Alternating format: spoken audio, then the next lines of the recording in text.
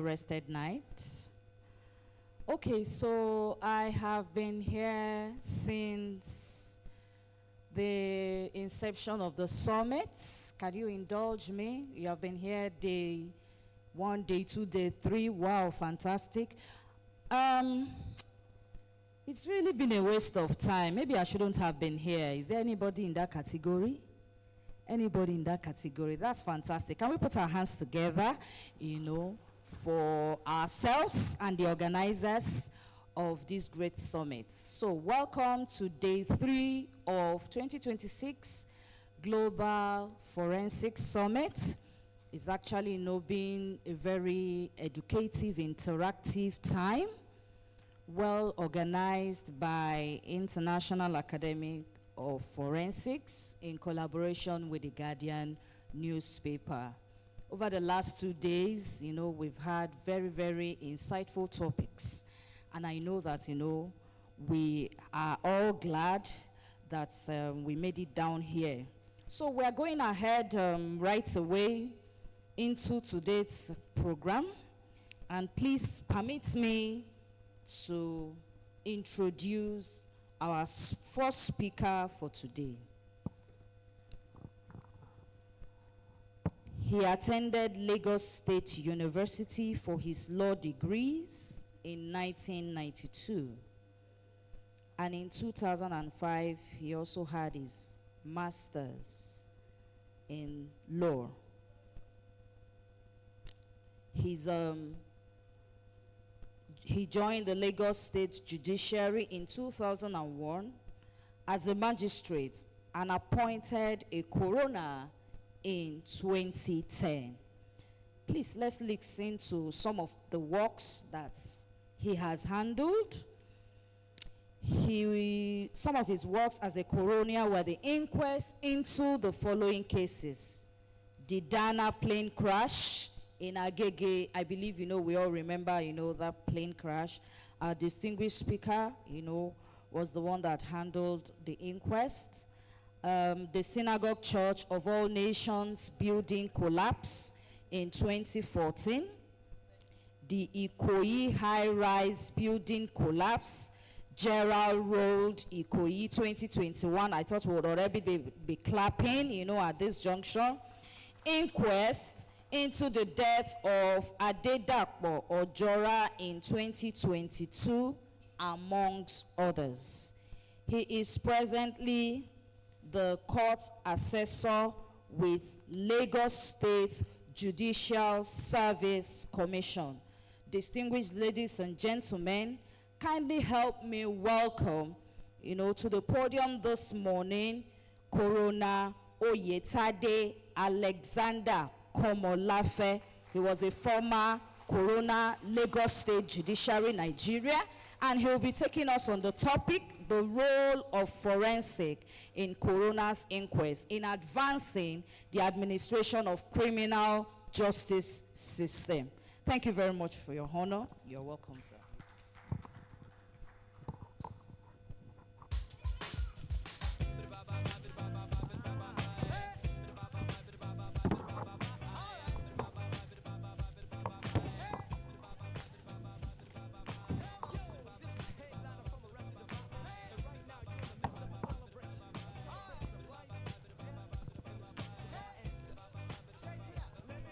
The honorable professors in the house,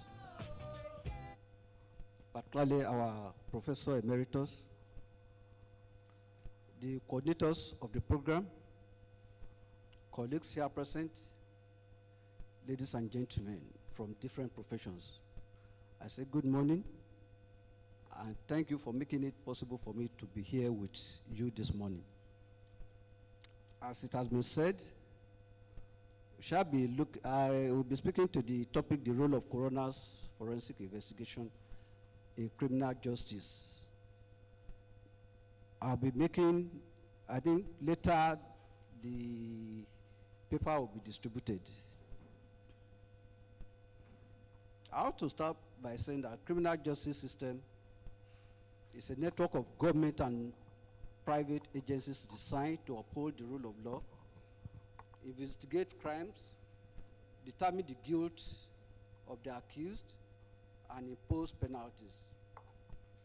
It balances protecting society with defending the rights of victims and defendants. There are three main bodies responsible for operation of the criminal justice system here in our jurisdiction. They are the law enforcement, the courts, and the corrections. Now let's start with the law enforcement. Police is primarily responsible for investigating crimes, gathering evidence, and making arrests. This investigates alleged crimes and gathers evidence. That is, the police investigate, they gather evidence, as well as other law enforcement such as ICPC, EFCC, and the rest of them. But we know that we are used to the police than the other ones. The other ones, I would say that they are for the elites. It's only the elites that steal our money. Understand? But the police, they work even with the grassroots, with the masses.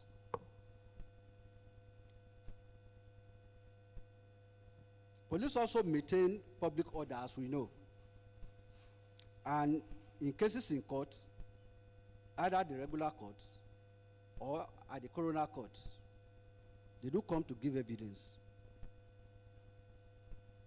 So, coming to the courts, this includes magistrate courts or the high courts. They interpret the law as we know, conduct trials, determine guilt or innocence, and sentence of offenders. We have defense counsel. Those are the lawyers that defend the accused before the court. They are the attorneys who represent the accused before the court to ensure that the accused's rights are protected and advocate on their behalf. The third leg is the correction. After the accused has been found guilty, the correctional body carries out the sentence of the court through the following means. It's either by imprisonment or incarceration, in which they are locked away from the public in prisons.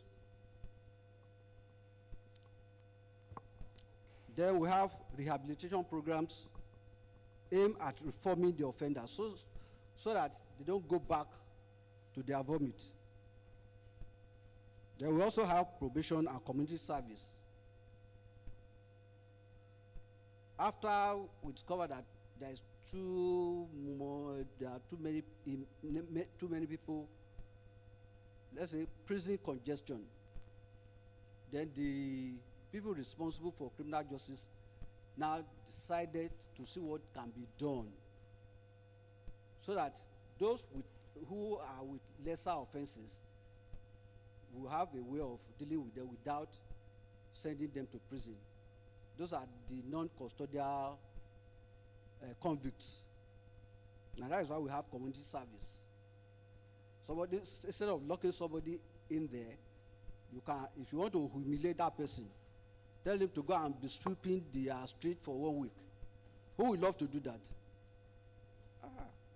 You don't want to go to where you live, and you know that you are convicted for a crime, and you are asked to come and sweep your street, at least for 1 week. Some people will go and commit suicide. Or what do you think? So, now, I want to move to the main issue here, which is the coroner system.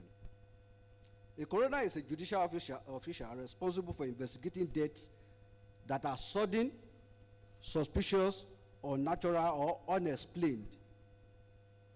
The primary purpose is fact-finding to determine the identity of the deceased and to establish who, where, when, and how the death occurred, rather to assign guilt or civil liability.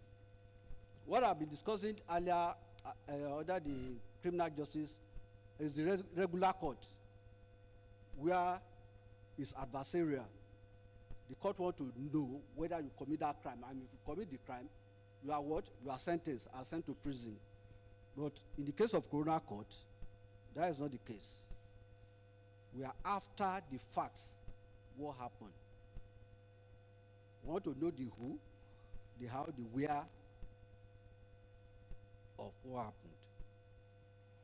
Section 52 of the Lagos State Corona System Law, Cap C15, 2015, defined a coroner to mean a magistrate or any other person appointed under this law to inquire by way of inquest into cause of death. In a decided case by the European Court, it described a coroner as the independent judicial officer charged with inquiry into deaths of various categories. His activities have been judicially defined.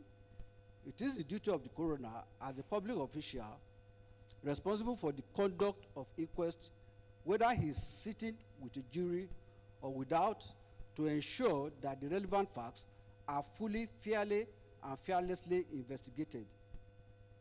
He is bound to recognize the acute public concern rightly aroused where deaths occur. He must ensure that the relevant facts are exposed to the public scrutiny, particularly if there is evidence of foul play, abuse, or inhumanity. The Lagos State Coroner's Law created two levels of coroners. We have the chief coroner, who is a high court judge, who is the head of the administration and control of the coroner system in Lagos State. As the chief coroner, this does not affect his office as a judge of the high court. Neither does it affect his tenure of office as a judge, nor any rights or privileges attached to his office. While the other coroner is a magistrate or any other person appointed who is 5 years post-call as a lawyer. Let's look at the responsibilities of a coroner. A coroner has the responsibility of investigating circumstances such as gathering evidence, reviewing medical records, report of professionals, and speaking to witnesses to know the medical cause of death and manner of death. 2, other medical examination by directing forensic experts, such as pathologists, to conduct medical examination, which we call autopsy, and scientific investigations of the body. Thirdly, the responsibility of the coroner is to conduct formal judicial public hearings to determine the facts of the matter.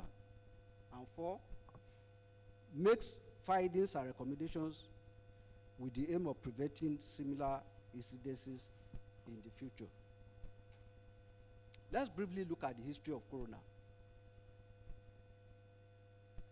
The history of coroner law dates back to the era of colonialism, when the first Coroners Act, number 33 of 1994, was enacted for non-natives only. What we mean by that is that those who came to colonize us, they loved themselves so much that they made that law applicable only to themselves. It was regarded by many as race-based law, which I agree with. I don't know of you. You came into my house and you are taking the best from me. Well, that law mandated the reporting and investigating of the sudden violent or unnatural deaths of the European colonial officers alone. However, in 1958, the law was amended, maybe because of the cries and the people talking about it. In 1958, that law was amended to include natives and non-natives. Who are the natives here? That is you and I, Nigerians, right?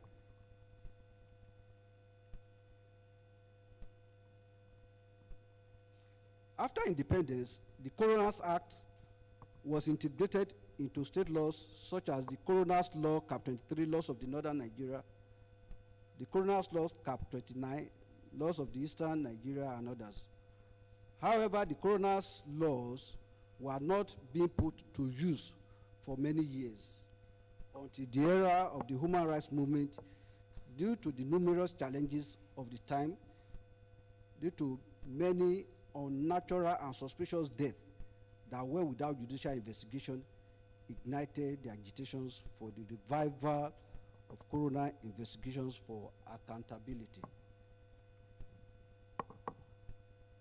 Due to the consistent agitations by the advocacy groups, Lagos State in 2007 responded to public outcry over extrajudicial killings and controversial deaths, then enacted the Coroner System Law of 2007 that modernized death investigations.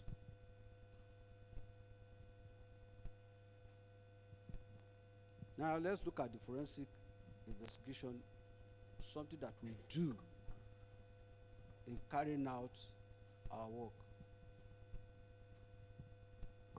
A forensic investigation is the systematic application of scientific methods and specialized skills to uncover facts, gather evidence, and determine what happened during an event. Its primary goal is to produce objective, legally admissible evidence that can be presented in court of law or used to resolve legal or corporate dispute. I don't have to be lecturing the noble people seated before me this morning, because I know that that is where you specialize in. Forensics. Forensic scientists are they are the ones that work with us mostly. So I love them. And I urge them to continue. We will soon be seeing the results. I'm convinced about that. There was the application of forensic in inquest. One is fact-finding. The purpose of coroner's investigation is fact-finding. So forensic helps the coroner to reconstruct events and establish how, when, and where an incident took place or happened. We can see that in the inquest into the death of Adedapo Ojora. As we progress in the presentation, I'll be explaining what happened in this inquest. Like the one I just mentioned now, it was a case that suicide was alleged. But by the time we got to the scene, how can somebody who committed suicide shot himself and place the gun on his chest with the hand lying there? You understand? So that is why part of our work is to go to the locus synco, which you call the crime scene. Is that not? Good. 2, evidence gathering. This helps the coroner to collect, preserve, analyze data that meets the strict standard of the judicial process. I also refer to the inquest into the death of persons at the Synagogue Church of All Nations building collapse in 2014.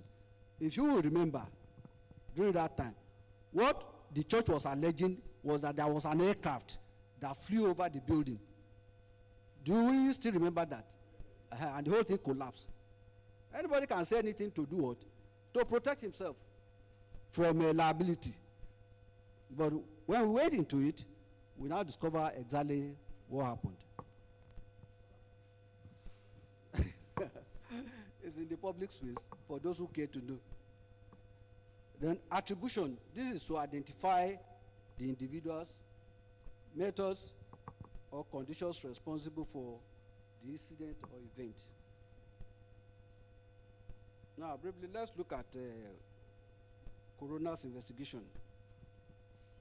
As I said earlier, coroner investigation is primarily a fact-finding legal process to determine, 1, the identity of the deceased. We have to know the person that died, right? So the identity of the dead must be positively identified without leaving any doubt whatsoever.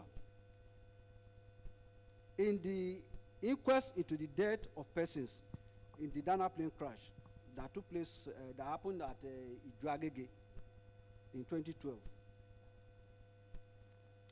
2 persons, the pilot and the co-pilot. The pilot is Peter Watson, an American, and the co-pilot Mahendra Singh Rathore, an Indian, could not be identified because their bodies were not found till today, despite the work done by the pathologist, our forensic pathologist. There are no fragments, anything obtained from that scene that could be traced to them. And there was no evidence of incineration. You know, there are cases that a body can be incinerated. As forensic expert, if a body is incinerated, can we still find any clue? Thank you. We will. It's not possible.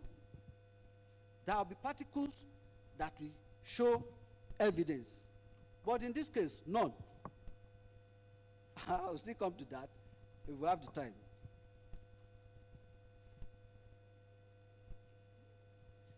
So, 2, where the deceased died, that is the place of death. Right? Then, thirdly, when the deceased died, the time. And then the how or manner of death. You know, what some people always ask us is that the forensic pathologists have already done their job. We've known the cause of death. So what is the essence of having an inquest? Yes. We work on 2 legs. We have the cause of death and we have the manner of death. They are 2 different things. We will soon understand the difference between the 2.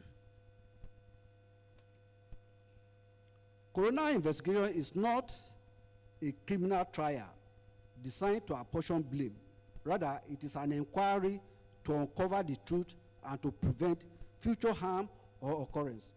It must be known also that before the inquest commenced, the body of the deceased must be viewed by coroner or by any of the agencies or for the report of death.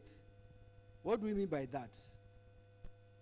For any death, I do go to morgue, look at the bodies, no matter how damaged, you just have to be there. And for those who are pathologists, you know what that means. So, because you have to view the body before you can start that inquest.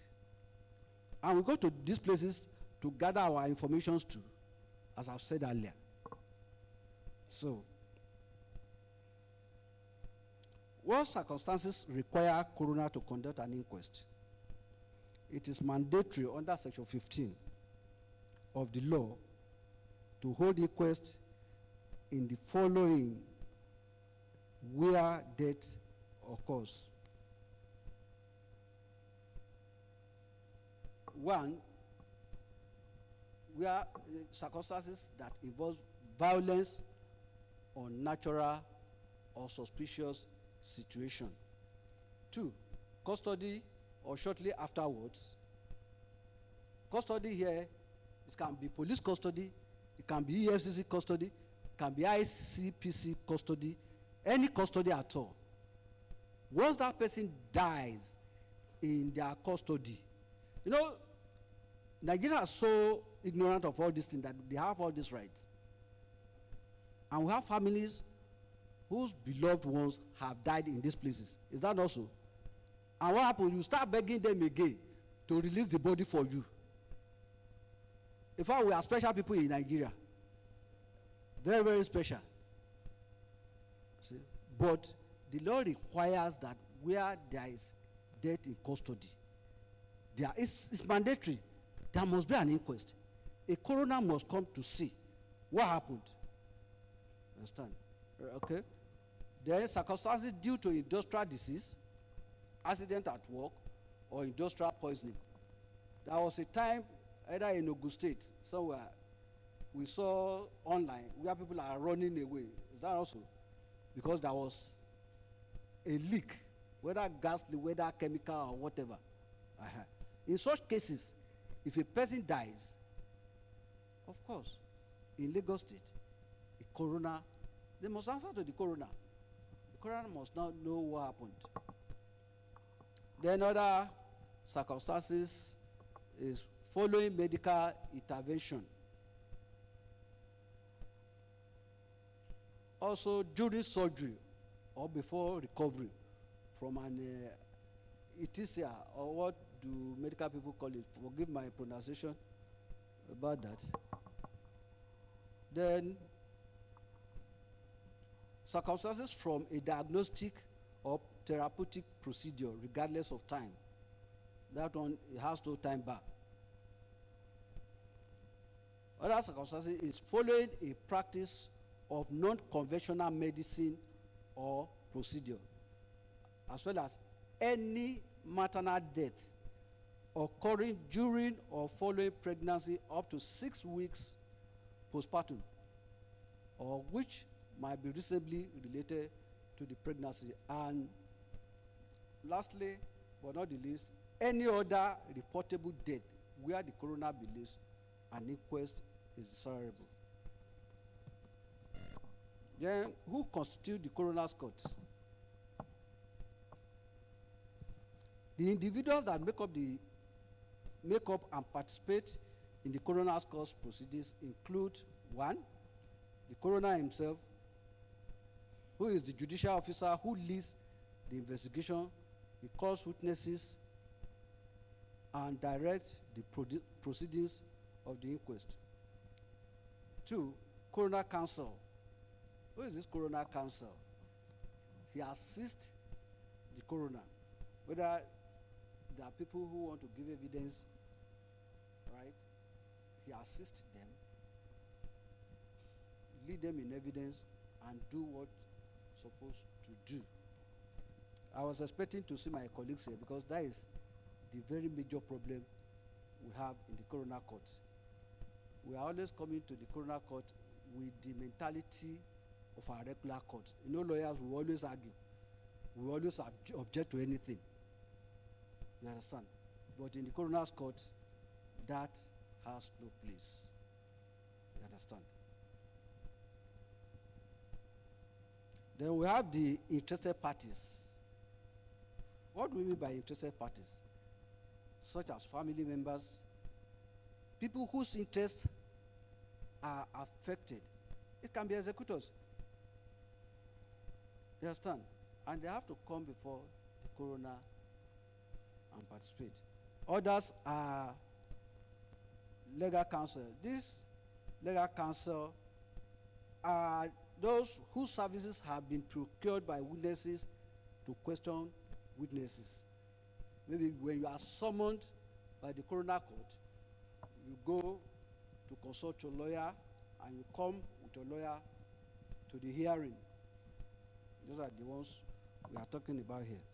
Then the pathologists and the medical practitioners. They provide postmortem, that is autopsy reports, and presenting evidence to the coroner. They provide the expert report and presenting evidence of medical cause of death. Other professionals, like the cases of the building collapse, I do bring in people from Koren, because those are the registered professionals. You understand? Bring them from Koren. They do diligent investigation as professionals, and they submit their reports to the coroner. I did that during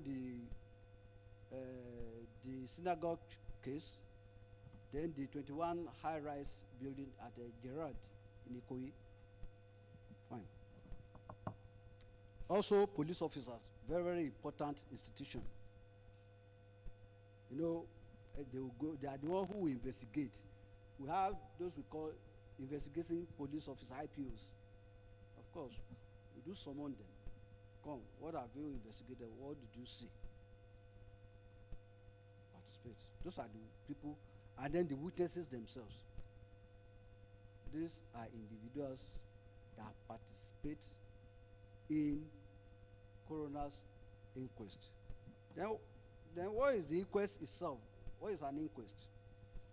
An inquest is a formal judicial inquiry to establish the facts surrounding a specific event, most commonly an unexplained, sudden, or suspicious death. The aim of an inquest is to find out who died, where he died, when he died, and how he died. Please take note of those words: who, when, where, and how.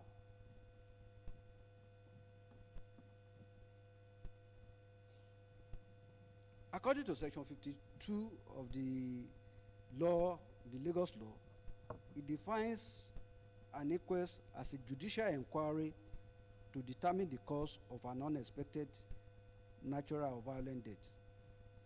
To determine the cause of an unexpected natural or violent death, therefore, there is need for death investigation to be done by a coroner. The coroner laws, again, under Section 52, define death investigation as the process of determining the cause, mechanism, and manner of death. To determine, simply put, means to ascertain or establish exactly by research or calculation. While the word manner means a way in which a thing is done or happened.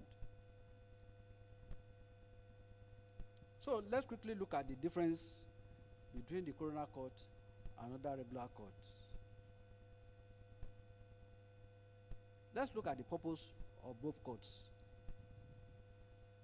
The coroner's court is an investigative fact-finding tribunal established solely to determine the identity, the cause, and circumstances of sudden, unnatural, or suspicious death. Coroner's court do not prosecute individuals or award civil damages. Also, coroner court focuses on the medical and factual circumstances of death only, like the how, the when, and the where the deceased died. While on the other hand, the regular court resolve adversarial disputes such as criminal guilt or civil liability, like negligence or breach of contract. Also, coroner court focuses on the medical and factual circumstances of death. Then, again, let's look at the parties. No, we are comparing both now, coroner court on one hand and the regular court. The parties that appears in this court. In the regular court, we have the plaintiff, we have the defendant. That is for civil. In criminal matters, you have the prosecutor and the defendant. That is for the regular court. However, in coroner's court, we don't have such parties. We don't have such things. So in the regular court, it can be it is very easy to say, okay, the Judas has descended to the arena. Sorry, I'm sorry, I'm not talking to lawyers. Sorry, what I'm saying is that people always accuse the judge of bias, right? That he had descended to the arena. But in the coroner court, it's not so, because it is the judicial officer himself that is doing the interrogation, that is doing the interview, that is doing the questioning. You understand? So, there is no place to descend to. It's already on the same, it's on the same level with you. There is no, in high court you have things like this, right? You have the judge sitting up there. You all are looking up to him. But in the coroner's court, no. Everything. My people will say, Aparoko Ogajukolo, Avitowa Gorebi. Who wants to interpret? I can't interpret. Maybe you Google that. That is it. So then also in the aspect of jurisdiction, the regular court like the High Court, it has unlimited jurisdiction. And other courts like Magistrate Court, they have their own jurisdiction too. But in the case of Coroner Court, it's a specialized court. It's only given an assignment, a special assignment. Is that also? Investigate, do your fact finding, nothing more. Fact finding on those matters that have been enumerated under Section 15, which I've read out earlier. Now, the High Court, by its creation, is a court of volume. I've said that. Therefore, this suit is today at the High Court are in every respect different from the matters that come before the coroner's court. In the case of the inquest into the death of Prince Shodipo, if we can recall, there was a time there was death recorded at Queen's College, Yaba. Understand? One of the pupil or the student that died, the guardian now, aside from the inquest being conducted on the death of that girl, they went to the High Court to file a civil action claiming damages from Queen's College, Federal Ministry of Education, and the rest. And ordinarily, if it is in the regular court, you can't do that. We call that abuse of court process. You can't have the same parties on the same subject in different courts. In fact, you'll be penalized. You understand?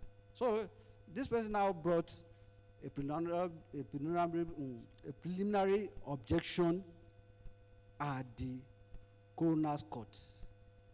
Then the coroner dismissed it that, look, these two courts are different. They are not the same. They are not serving the same purpose.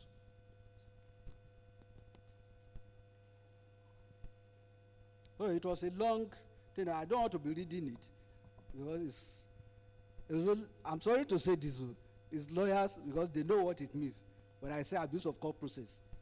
So I will not take my time to read all that. I'm very, very sorry. I know that there are some of you who have degrees in law, but you decide not to join the profession. You go and do other things. So you can still understand what I'm saying. So the law, now I want to look at the legal framework of the law itself, that coroner law. Let's look at it. The law has 52 sections with the control and administration of the coroner system under the chief coroner of the state. This chief coroner, in fact, the chief medical examiner reports to her, reports to the judge, who is the chief coroner. Right? Now, the chief coroner, I've said that, judge of the High Court. Then the law in section 3 states the function of the chief coroner. Section 4, the chief judge of the state is the one empowered to designate a magistrate to be a coroner in each of the coroner district and can also appoint any fit person who is a legal practitioner, not less than 5 years post-qualification experience to hold inquest in respect of death within any of the coroner district. The chief judge is to divide the state into coroners district and to designate a court in that district as a coroner court. The law created the office of the chief medical examiner to conduct death investigation, who is to be appointed by the Commissioner of Justice of the state and hold office for 4 years and may be reappointed for another term of 4 years. When appointed, the chief medical examiner may only be removed by the governor of the state.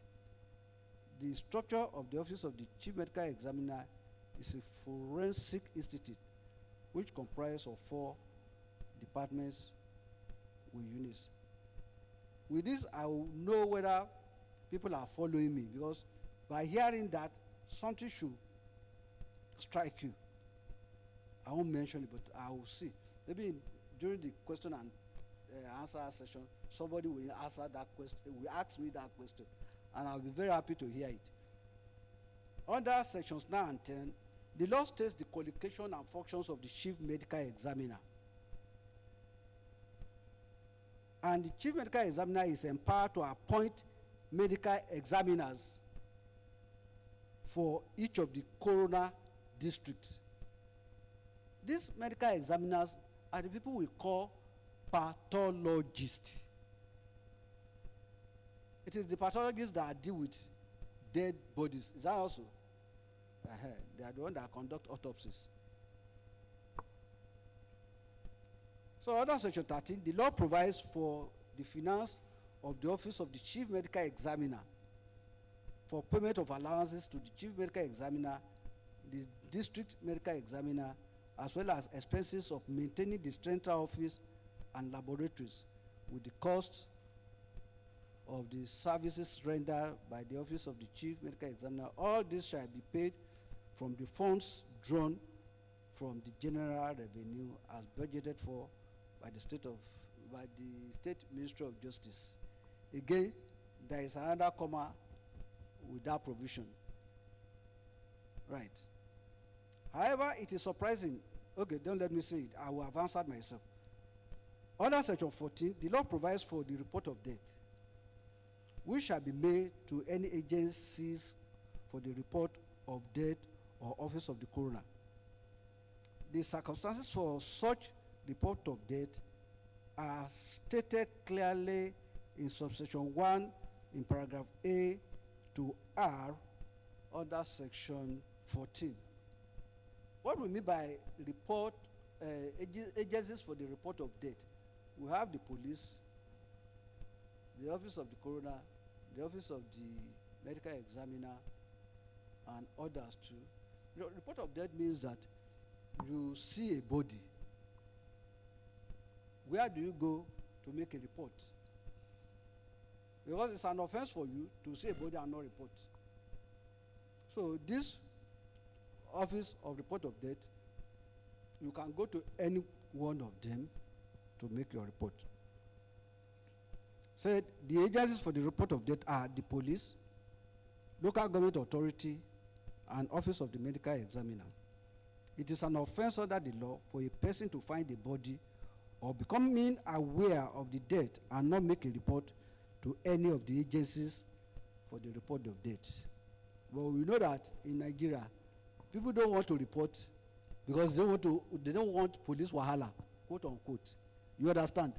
But if you don't want police wahala, you can go to the Department of Pathology at lawsuit. Ask for the chief medical examiner. Make your report. You understand? At least the chief medical examiner will not arrest you, will not hold you down. Or you go to the coroner's office, make that report. Well, let me make this clear. There are circumstances that, because of investigation, when you come to report, there is need to report that matter to the police. But in this case, you will not be the one reporting. So at least you have somebody to hide behind. You don't want to face the police. You understand? You can't come to the coroner's office and say, I saw so and so body, so and so place. And the coroner calls the police. And the police now hold you down and not release you again. That is not possible. Do we agree with that? So at least go to such offices to make a report. We don't understand the essence, the importance of reporting now, but as people apply this law, you now know.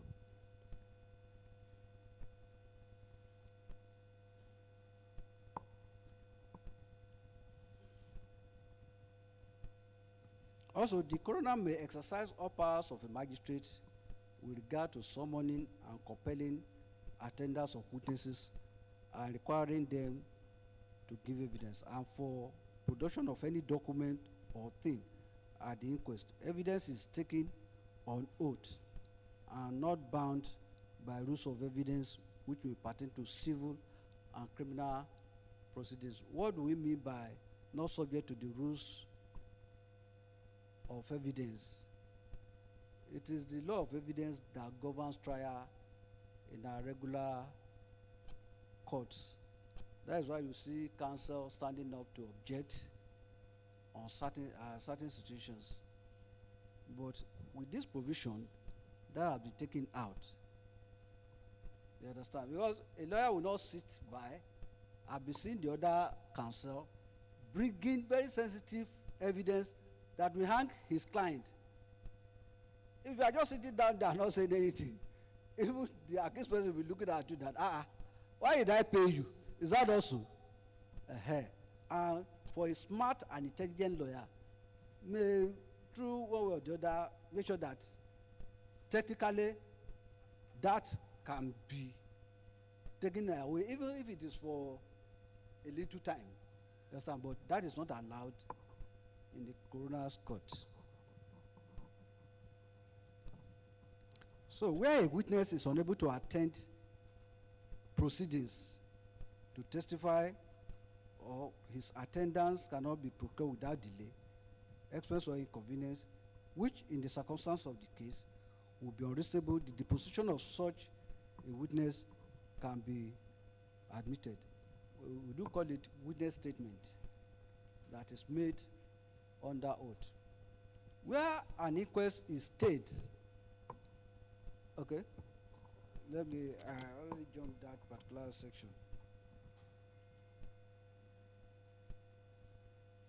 Where the director of public prosecutions informed the coroner in the course of an inquest that he is of the opinion that sufficient grounds have been disclosed for instituting criminal proceedings against any person already in custody or arrested in connection with the death, the coroner may stay the inquest until 1, the trial of the person to be charged is concluded, the person is discharged under the provisions of any applicable law, it appears improbable that such person will be found. This area, let's take for example, an inquest is going on and the DPP now said, we already have enough facts to try this person. In the process of going to trial, maybe that person enters a no case submission. And no case submission is that there is no enough evidence to allow this defendant, if I don't want to call them accused person, to ask this accused person to come and enter his defense. There is a case now, President, the El-Rufai's case. I'm not going to comment on the case. I'm just using it as an example. You discover that after the ICPC has concluded their case, their lawyer is saying that they want to enter a no case submission. What they are saying is that from all the evidence given by ICPC, they have not been able to establish evidence that will warrant the court to call El-Rufai to come and enter his defense. If such a plea succeeds, the man goes. Take for example that such matter is before the coroner court and it has been suspended to enable the DPP or the Attorney General to do that. The coroner court can now bring back the inquest that was suspended. Am I making any sense? I'm sorry. It's confusing. You understand because you are not practitioners. I was thinking that we are going to find my tribe. Sorry about that. Now, where inquest is state, I've already explained that. Section, let me go to section, okay. The coroner at the close of an inquest is of the opinion that sufficient grounds are disclosed for making a charge against the person in connection with the death shall make an order for the arrest of the suspect for investigation by the appropriate authorities. That has to do with what I've explained earlier. The coroner, by taking evidence on note, shall determine the identity of the deceased, the time, place, and manner of the death of the deceased person. That is section 33. Also, section 40 states that the coroner is to show, so far as such particulars have been proved to him, who the deceased person was, how the deceased died, when and where the deceased met his death. I bring, this has to do with the case of synagogue and the high rising again.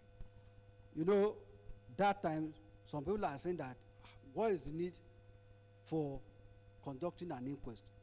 We already know what caused the death of those people. Is that not? I don't know, maybe you had that. But it's not so. The cause of death is for the forensic pathologist, who is the chief medical examiner. You understand? We've known that. But the coroner will look at and then see the manner of death. What is the manner of death? It is that manner of death that allows the coroner to investigate other incidences, whether it is building collapse, whether it is plane crash, whether it's any other thing. It is that manner of death. And when we are talking of manner of death, is how did they die? Okay, God forbid, this structure suddenly comes down, right? The manner of death will be, what happened? How come that the structure came down? Is that not? Those are questions to be asked and answered. That is why we come in. That is where the coroner comes in. And that is why we were able to exercise jurisdiction over Dana, over those building collapse and others. You understand?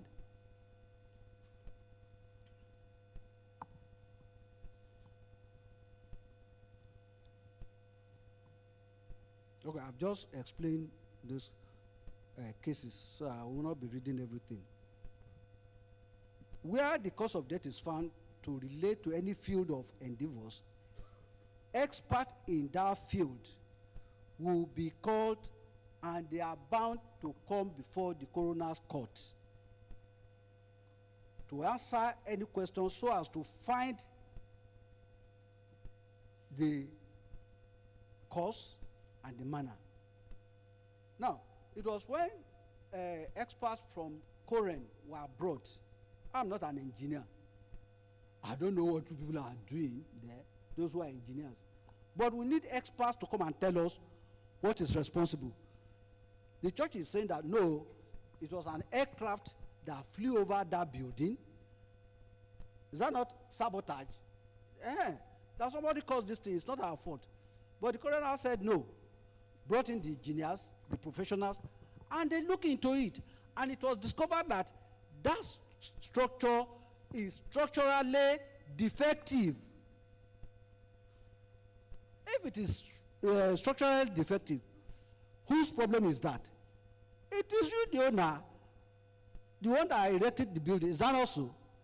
Because you are under a duty to bring in professionals to do the work for you. And that is where the problem of criminal negligence came in. And they are still in court. You understand? So, that is that. Then,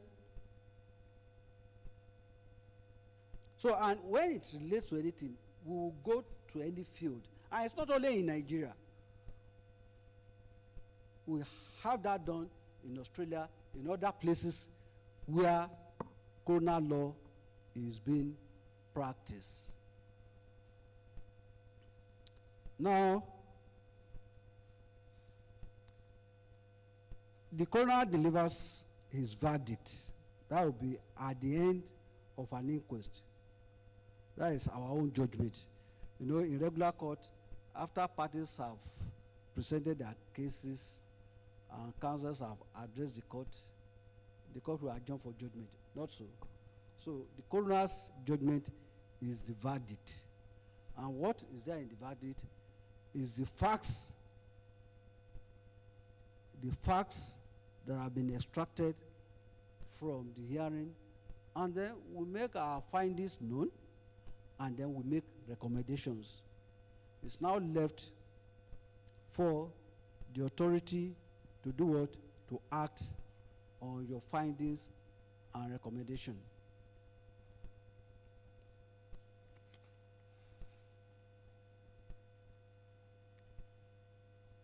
So in order not to make it boring, because all the rest are just legal things, I don't think that is, I don't want to overload it. The role of coroner's forensic investigation, we have seen that. Is need to know. We have seen the positive work of the coroner's inquest, especially in this Lagos. If you remember the case of Dangote's truck, you still remember, very heavily loaded with cement along that Otedola bridge. Accidents have been happening from time in that bridge, and always with Dangote. No, an inquest was held, even though we don't know what becomes of the findings. So those are the positive things we have done. You have the Adelito's death inquest. The deceased was killed during the fuel subsidy protest in Agege. It was so interesting and noteworthy that none of the witnesses came to testify at the inquest, including his parents. So that is one terrible about us Nigerians. Nobody want to, they see things, but they keep sealed lips. And that is why crime continues to rise. There's nothing we can do about it. As long as we are keeping quiet, these people will continue to do what? To do more, because they believe that they are stronger than you. It's just the present challenge we have now. Somebody, don't let me, guardian is here, all the rest. I'm not saying anything, no. So please, when you see something, say something. It's very, very important, right? I've said enough. Now, look, there is a particular inquest. In fact, that thing touches me. I think it is Omotosho's inquest. What happened in that case was that, during the peak period where workers are returning home from their offices, now this gentleman saw policemen with his friend, drag him out of the car, and so he now stopped to ask what is going on. Along the line, the guy got shot. In the time of the inquest, the guy for whose sake he came down never appeared. In fact, he was never seen again. So how do you explain that? How do you explain that? And court works based on facts, on evidence. So those are the things. Why something here is that if you see something, say something. Let's clean up this society. The white people are not better than us. It's only that they are doing things that we refuse to do. Not that we don't know that. We know that it is good for us to do those things. But we always refuse to do them. Either because of fear, because of greed, because of selfishness. In fact, I can say that is even secondary. It is people that build institutions. But in Nigeria, we build what? We build people. We build people. And it's very unfortunate.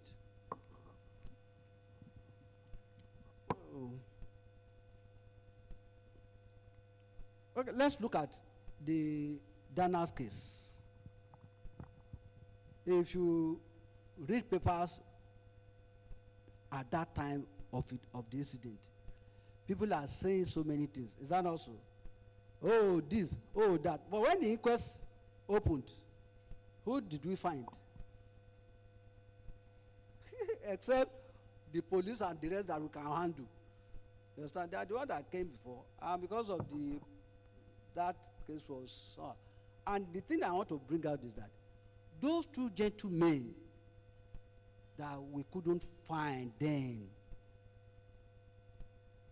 we did what the cause of death was in that inquest, but the how of that inquest is what we did not do.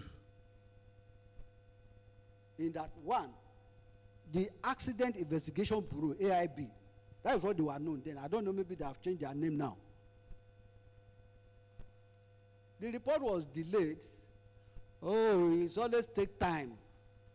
This is our technical, this is our that and that. No report was submitted. The report that was given was an interim report, and no tribunal will work by that. Is that also? Why? Because it is interim. Because the issue was that the pilot, 3 witnesses, 2 of them said, I saw the pilot. He was not injured. He was not, that was nothing. He was not hurt. You understand? And the place that the impact of the plane flunked them against that story building, that very thing, that building, the fire was put off. Even from the cause of death, from the chief medical examiner, proves that the people were alive. It's only that some of them were what?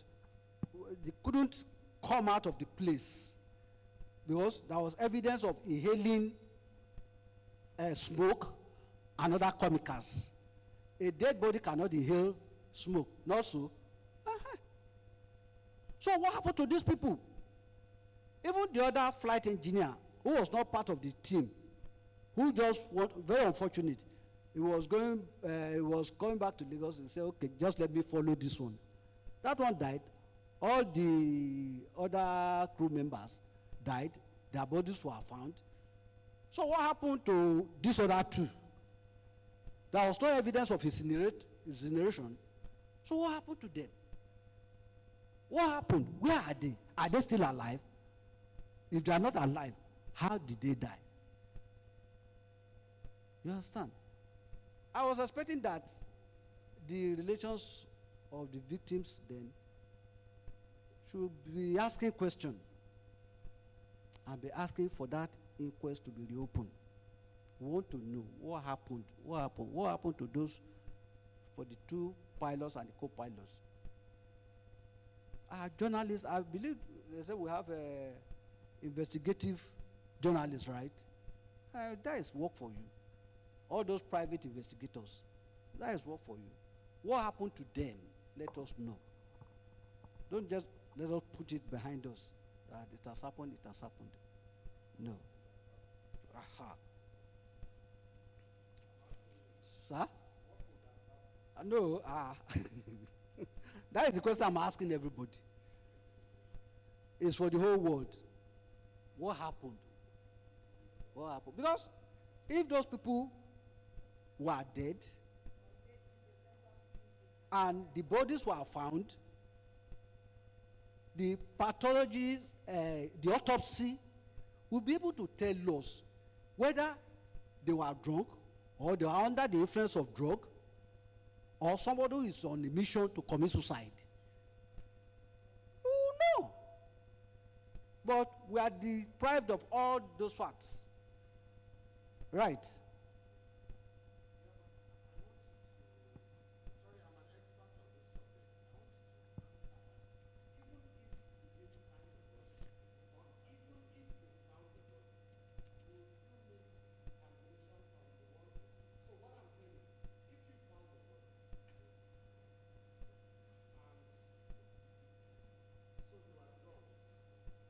So, you know what we'll do? Let's handle that during the question and answer time. Yes, thank you. So, that is. Honestly, each and every one of us have responsibilities. And I believe that one of the reasons of this summit is not just for us to come together. But I'm sorry I may not be able to take your questions, sir. Sorry? Okay, can you do that in a bit?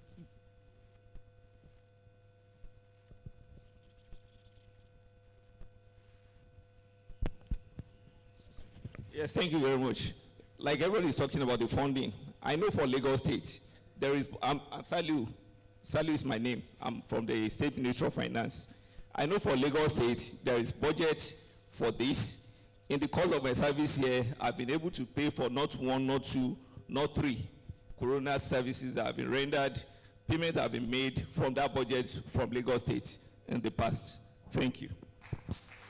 Hello, sir. You are the one who's going to make me to talk. No, I will still refrain myself.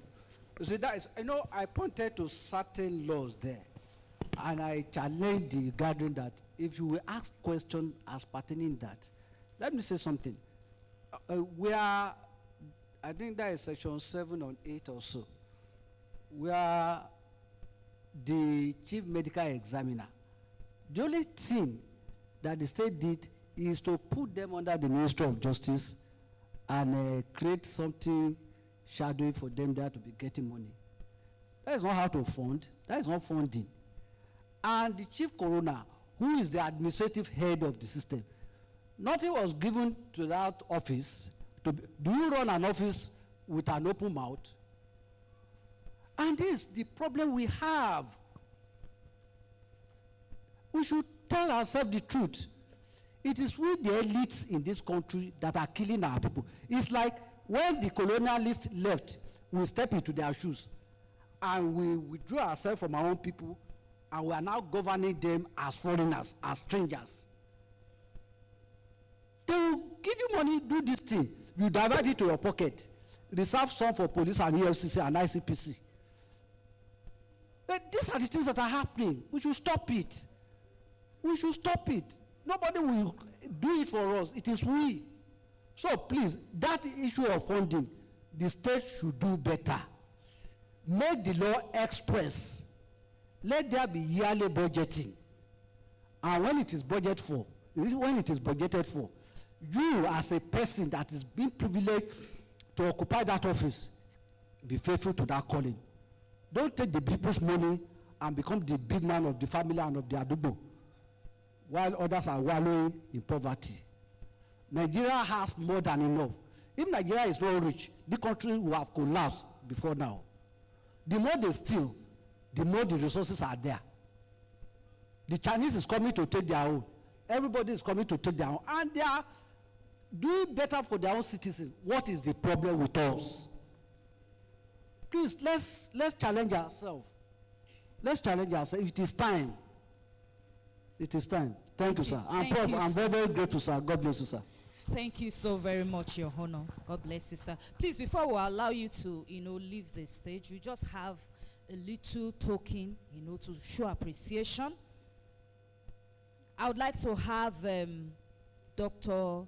Damilola Fagboro, the convener of this summit, and Mrs. Morilat Moro, sorry ma if I don't pronounce, let me just use Ganiu. Mrs. Morilat Ganiu, please let's put our hands together for them as they appreciate Your Honor Corona Oyetade Alexander Komolafe. I believe one of the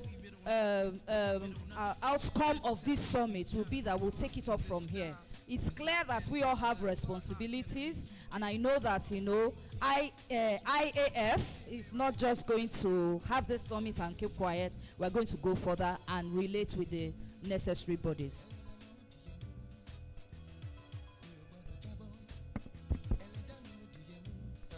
The Corona, sir, we cannot thank you enough. I never expected anything less. Oh. A lot of it now know that I grew up in the farm. So, this is just a token, sir, to appreciate you, the scholarly delivery, presentation of the papers, and the interaction, sir. Somebody says some years back ago, said something. Said when you retire a judge at the age of 65, say you have retired experience. We thank God for the grace of God upon your life, sir. May God continue to give you strength. So this is time now for you to relate with the public before not like a bird in the cage where you are in the service. I have the pleasure to know him more than 20 years ago. But immediately he was appointed, I couldn't get near him again. Somebody I will visit him at home, they will entertain me, I will eat. For the past 30 years, this is the first time we are meeting. And it's through my sister from another mother. So I will tell you a story about that later. Sir, on behalf of the International Academy of Forensics and the Guardian newspaper, Nigeria, we are presenting this award unto you. It's a token of your recognition of your scholarly presentation, sir.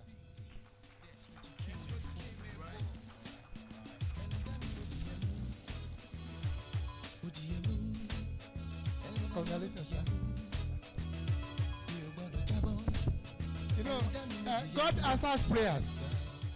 Because I've been praying that I don't know the implication of presenting award to a corona. So I think it's not. No, Ajia, please come. That's what you call a palace school. Where's the second one? There's somebody here. We head on to our own award. The committee decided that until the corona appears in person, and it's the contact, it's the anchor, that we will not give our own award. So in law, there are two conditions. Conditions precedence and the condition subsequent. The condition precedent that something must happen before condition subsequent will follow. So she has fulfilled the requirement now for the award.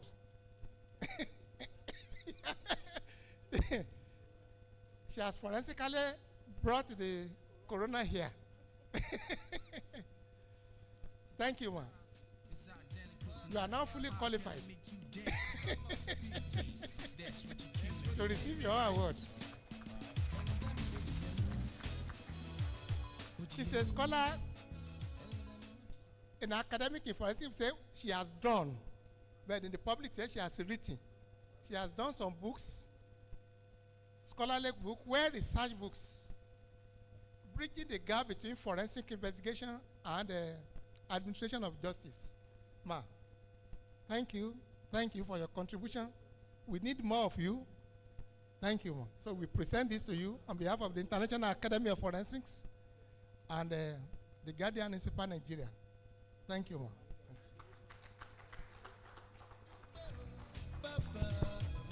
I told you yesterday that one day I will have the opportunity to hold this mic. So that dream has come to fulfillment. Yes. Thank you very much, Doctor. We're still going to have you back anyway, sir. But for now, you can be excused. So it's time for our breakfast. We are really, really behind schedule. Please, we will also want to plead that we'll be back in the hall. We'll be having just 40 minutes for our breakfast. So please, let's be back by 12:50 so that we'll settle in, and by 1 we can start the second presentation. So we can leave for breakfast now. Let's not forget that the slides are being put together. Please ensure that you have your email address dropped so that you can get a copy of the file for all the presentations for the past 3 days. Please ensure you go with your meal ticket.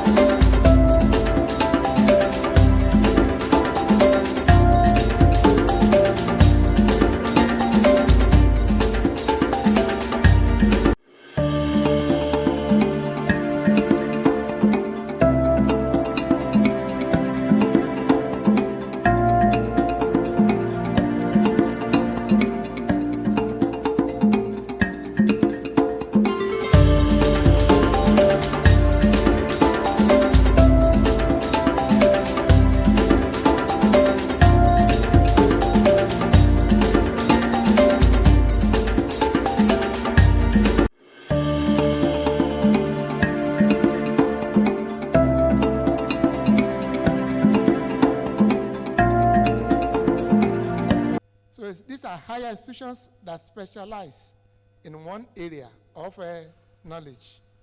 So when we say International Academy of Forensics, our focus,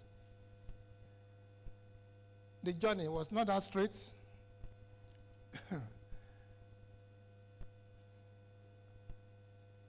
So, but we thank God at the end of the day that it's manifesting. So, the summit team, Forensic Investigation and Criminal Intelligence. This is our symbol, and it's about our program, Forensic Investigation and Criminal Intelligence. We combine the two. We are going to explain what each one stands for. Then we say strengthening the administration of justice in the age of technological advancements. For those of us who are older here, I'm not talking about the Injomi age. I'm not talking about the Jensen age among us. Be able to appreciate the beauty, the advantage of technology in our life. We could see in the 80s the way banking system operated then. That if you open an account with the First Bank on the University of Lagos campus, you cannot go to Yabadia, that you can trackable distance to say I want to withdraw money. In those days, everything was pure manual. Thank you, sir. Manual. That was then. It encouraged violent crime, highway robbery, blowing up bullion vans.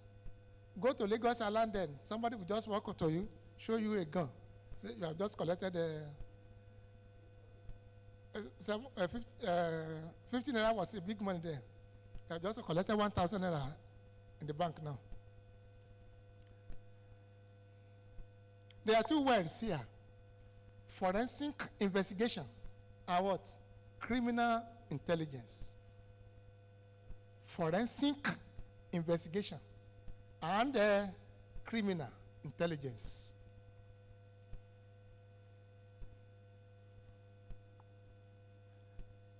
We were discussing with somebody the other time, say, yes, I know criminal has intelligence.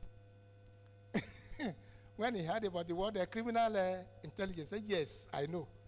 Criminals have intelligence. I said,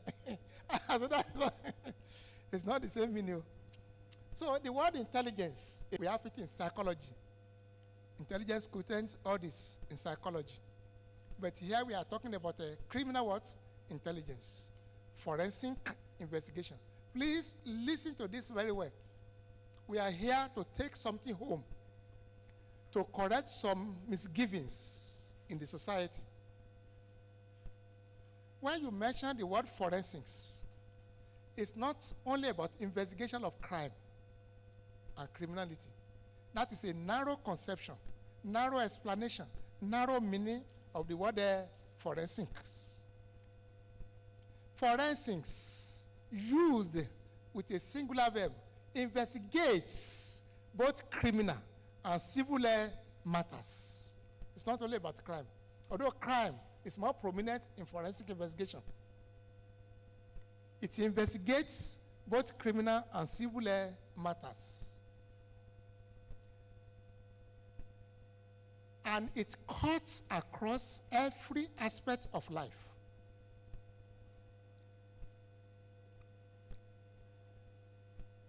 The Almighty God is interested in forensics. Forensics is about justice. And the Almighty God we worship is a God of what? Justice.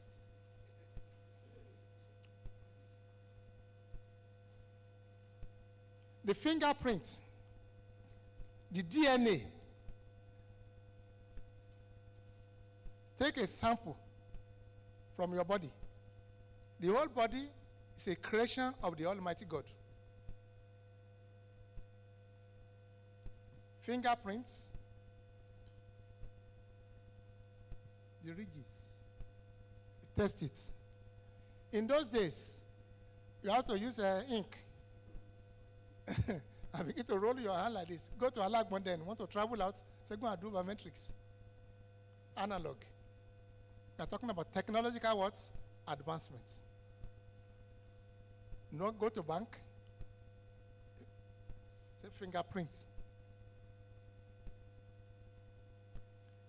But through the advancement of technology, we have discovered that the word fingerprints here, biometrics, is no longer used what we believe, be what we believe.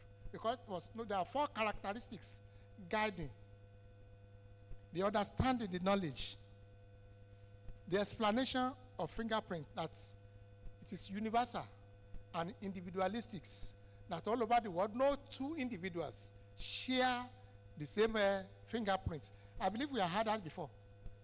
But because of technological advancement now, it has now been discovered that 2 people can share the same fingerprints, mostly identical twins, through technological advancement. Although very, very rare. On campus here, we have 1. And the mother is even working here. Any of the twins could go to bank. A could go to bank and withdraw money from B's accounts. I mean, Taye Kende could go there and withdraw from Taye's accounts. Through technological advancement, we have discovered this. Because it's subjective. Personal bias is an opinion.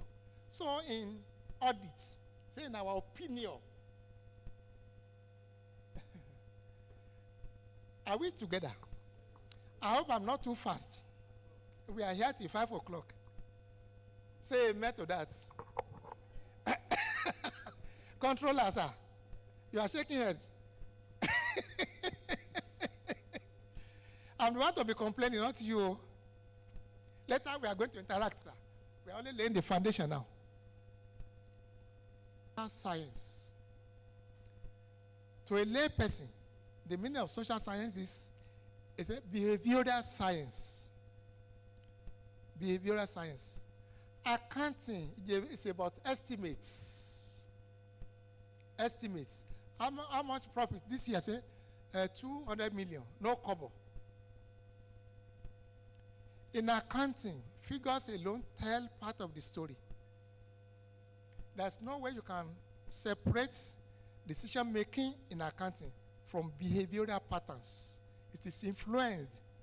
Social science means a science that is influenced by human behavior. So accounting cannot be separated from behavioral pattern.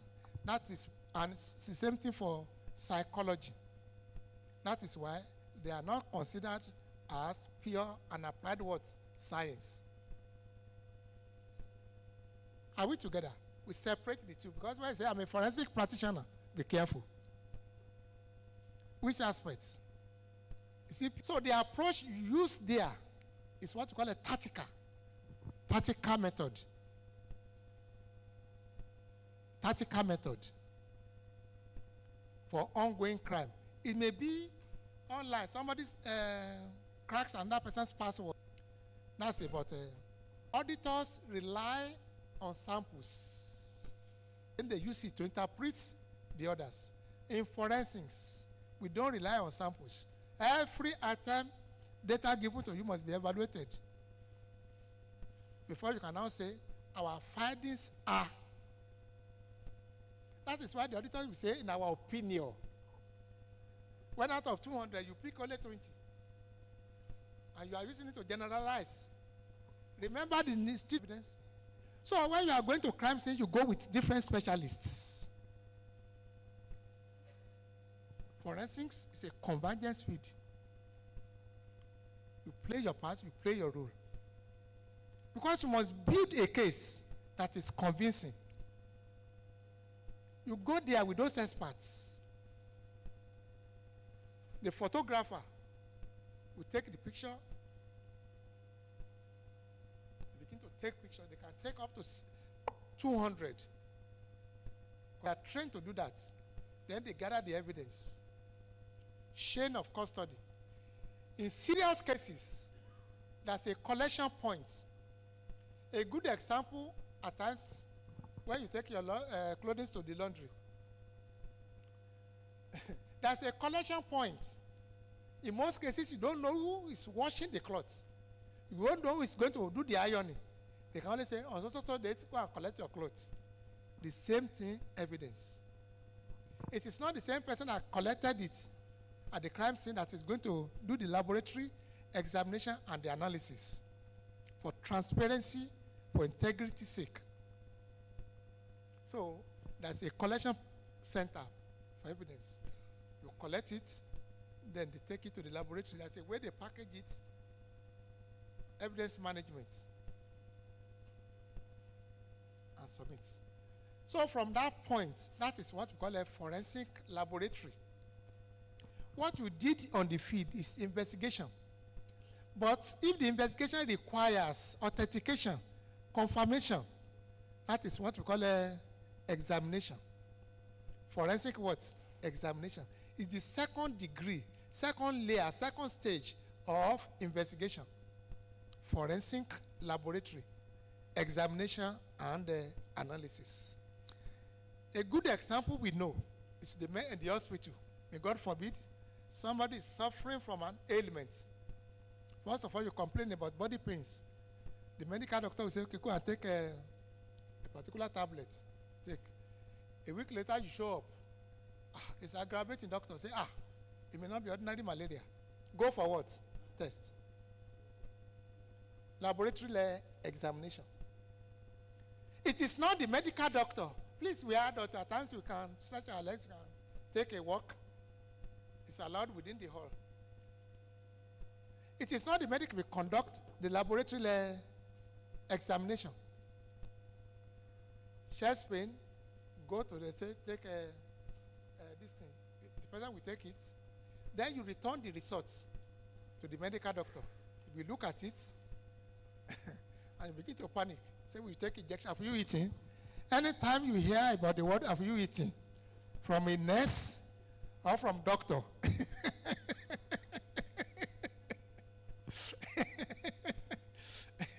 injection may follow. Are we together? Separation of duties. It's not the medical doctor, no matter how knowledgeable he is, that we take the person to laboratory. And in forensic, just like in the medical, there are different specialized laboratory all over the world. Different. In forensic, most of the laboratories we need, forensic laboratories, 98% of them are not in Nigeria.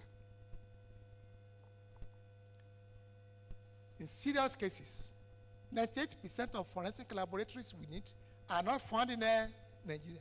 In Nigeria, we are just trying to locate the foundation. How shall we go lay the foundation for forensics? Once a good number of people call it, I'm a forensic expert, we just laugh. A good number of them don't understand, don't have knowledge of what we call forensics. Specialized laboratories.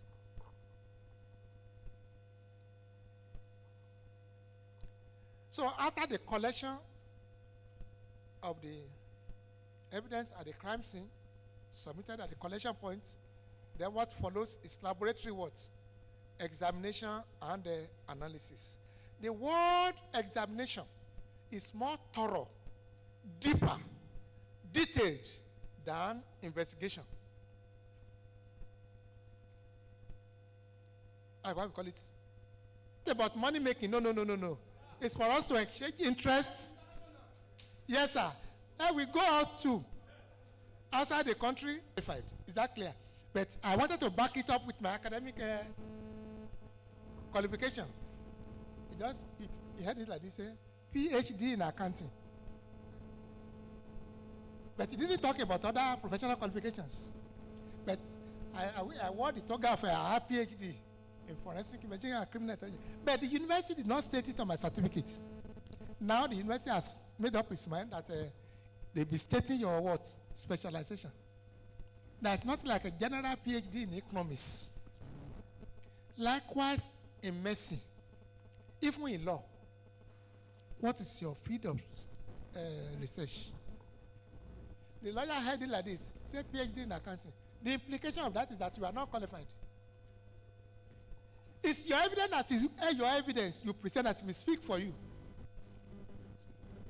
So your qualification is determined by the courts, not any institute. Anybody can come from anywhere to testify before the court. Are we together? And you cannot stop anywhere, anybody anywhere, as long as it's qualified. It's good. You must belong to an association. If you are a practitioner, just like every other profession, in accounting, there's a body, either ANA or ICAN, right, in Nigeria. In the medical, there's a body. In engineering, there's a body. So in forensics, you must belong to what? An organization. No institutes, not anywhere in the world, can determine. It's only the court of law, your qualification. Whether now or forever. Forensic, we have mentioned it is not a requirement of the law. Have you seen that the law requires us this before you do this? When you are talking about forensics, sir, like we have said, which we witness when we are growing, you ask your question, sir. When we are growing up, as long as we are qualified, an herbalist was invited in my own town. Is that clear? It was tested more than 5 times. Accuracy, because he saw a case. So he said that this is the man that stole the yam. The man agreed, was begging. Later, a lawyer came to him and said, you are stupid. Let's go to court. He said, did he steal? Okay, 2 things. Traditionally, they can deal with you. They say, okay, if we lie against you, let it be like this. Let's be like that. But the judge wanted to know, truly. They called the man, tested him on 5 different occasions. And everything was accurate. Although the judge did not deliver the judgment, he only referred them to the high chief. He knew that that man stole the yam. That was that lawyer that was instigating. But he knew that that man was accurate. Because the court of law, science, does not believe in what they cannot be verified. Is that clear? Law, science, modern forensics, they don't believe in what that cannot be independently be confirmed. But the judge knew. In our advice, take this court to your village chief. It should be resolved there. Is that, they said they should leave the man. That something, they invoke one particular power. That within 7 days, they're only pitying his wife and children. And truly, the man confessed. Now said that it was the lawyer that was pushing him. Forensics. Relationship between law and forensics. So what have we said that to the judge, that man was what? Qualified. The judge pitied his wife and children. Because the evidence was there clearly. They tested the man 5 times on different things. Everything was accurate. So your qualification, like I said the other time, if you are a trained photographer, you know they belong to an association. All these artisans, they have something. It's not for fun. On the day of graduation, when they invite friends and associates, somebody's graduating today. They bring food, pray for him. Is that clear? And then we give you this certificate. A photographer. It's not as educated as you are. You may take a picture with your iPhone 7 and 17. I told you about poverty now. iPhone 17. Very brilliant picture. Somebody, a photographer, with his outdated camera, took his own. In the court of law, your own will be thrown out. Because in that area, you are not trained. You are not a professional photographer. His own will be accepted. That is why at times when we watch television or whatever, you will see that this is amateur. When you say amateur, that means it's not a professional. Although they will still be showing it. You will see it under. Is that clear? Forensic is about qualification. So when I'm talking about qualification, it can be formal or informal. It could be through education. Education can be formal or informal. It could be through training. Is that clear? The man, that professor, started as a trained medical doctor. You understand what I'm saying? But he retrained later as forensic practitioner. So at times, both your educational qualification and your training may go together. Is that clear?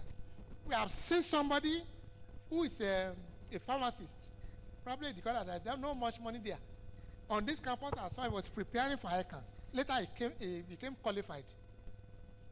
So forget about his what? Pharmacy. He's now practicing as an accountant.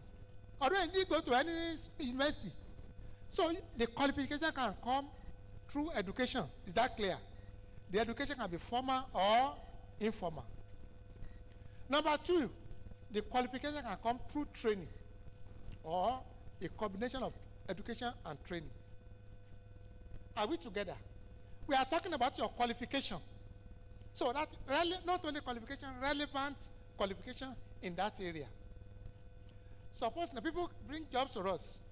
If it's about ballistics, gun, bullets, arms, ammunition, then it's within our mandate. But I will step back. We look for somebody, a specialist, maybe a retired security officer, intelligence, police, law enforcement, military. Say, okay, do this investigation. I will only countersign is the one to sign as a lead investigator. Are we talking? So we're talking about relevancy. Relevancy. No single institution or anywhere in the world can capture all forensic operations. Then what happens? There are some things we don't even know yet that exist in forensics. So as a practitioner, what is important is your qualification. You cannot localize forensic practitioners because crime cannot be localized. Any direction that crime faces, investigators, forensic practitioners must face the same direction. That is why we call what we call a transnational organized crimes. That is a type of crime that transcends beyond national boundaries. Our members, we have seen them operating. I've never seen a situation where one of our members is rejected, turned down outside Nigeria. Recently, one go to England. He investigated the case here about a fraud. And this is a wire. The suspect was apprehended in England. And he was called on the basis of the investigation he carried out and the report he wrote. He never knew. So they called him to England. He said deliberately, he mentioned all his other qualifications. He said, I am a member of the International Academy of Forensics. The man is in Port Harcourt. He said, immediately the judge heard that. He said, counsel, cross-examine him. By implication, is what? Qualified. Are we together? Investigation cannot be localized. We are talking about a technological advancement. Money is no longer a place where somebody will be waiting for a bullion van. It's now wire. That's why we have digital forensics. Are we together? What is important is your qualification. Qualification can come from education or through what? Training. Or a combination of the two. But it must be relevant. Is that clear? And you are certificated. Somebody claimed to be a medical doctor in Ikeja. There was a case, ugly case, in a school, popular school in Ikeja, private school. A minor was raped, violated by one of the administrative officers in that school. And the case was taken to court. The victim was taken for medical examination.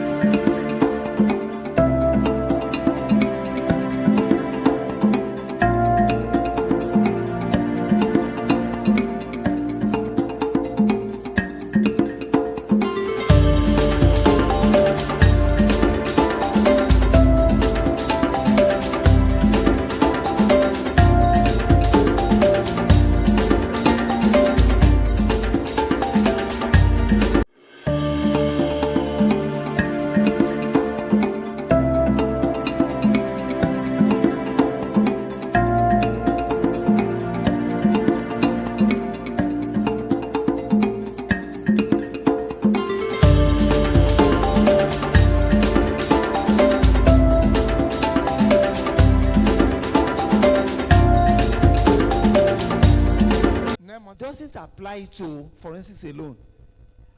Since law determines everything,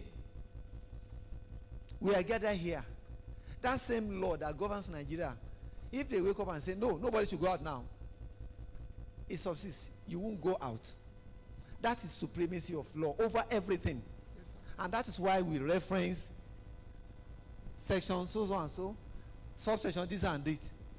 So I want to believe it doesn't affect forensics alone. And when I said as of now, probably this ICANN, MBA, these professional institutes we are turned at a point in time in their life, they will approach the law people. They tell them what they need to do to get them registered with law. In Institute of Chartered Accountants of Nigeria, Yes, sir. they didn't start with ICANN. As time went on, they start getting. So when we do or apply same to academic forensics with Nigerian law. Okay, thank you, sir. Like I mentioned some things. One,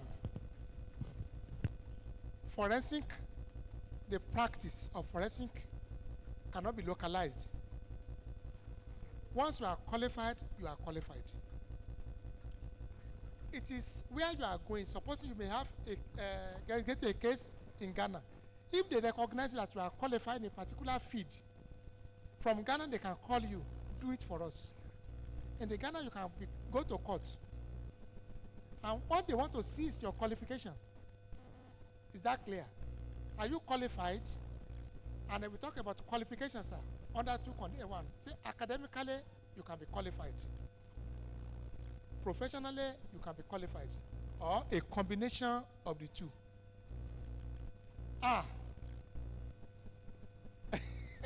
One of the people making money in the industry. Please come. It's one of our members. Are we together, sir? And I mentioned something that forensics practice is not a requirement of the law. Before you can practice as an accountant in Nigeria, that's a requirement. Is that clear? Because the law says for every company, quoted company, public companies, at the end of every financial year, prepare the management. Then you invite auditors. Is that clear? Some professions are regulated directly by government. We call them council. Anytime we see council, government is involved. Some professions are given what they call the leeway of self-regulation. Is that clear? That just like ICANN. ICANN is self-regulatory. They set the standard. But at the same time, government has hand in it. Who is setting the standard? You see ICANN? There's a combination of you understand what I'm saying now. So, but government studying it and saying that, oh, this one, you can regulate. That's why, if any ICANN member, if there's any disciplinary action taken against a member, he appeals to a higher court. Is that clear? Because the ICANN Council is given authority and power to discipline any of its erring members.